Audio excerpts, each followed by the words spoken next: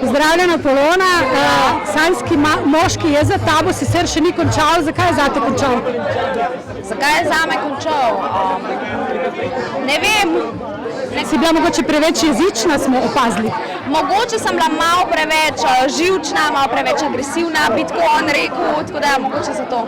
Zato, ker si bila zaljubljena vanj ali si v življenju takšna? Ne, jaz sem nasplošno taka bolj živčen tip, jaz zaljubljena vanga nisem bila. Zakaj ne? Ne vem, nekako nisem imela dosti časa, da ga spoznam, da bi dejansko lahko videla, bi to lahko sploh kaj bilo ali kaj ne. Ne moram tudi reči, da ga sploh poznam, ker ga ne, tako da jaz se pač v tako osebo ne moram zaljubiti, jaz rabim res dosti časa. Ja, ampak vizualno je super. Vizualno je on super, res ne rečem nič. Postaven, lep, vse, ampak ga žal pač nisem spoznala. In kaj boš zdaj počela, ko si zaključila tole zadevo? Še kaj novega? Kaj bom počela? Ne vem, upam, da pride kakšna priložnost, da nekaj ustvarim v življenju. Kmetija je zdaj, lahko se prijaviš?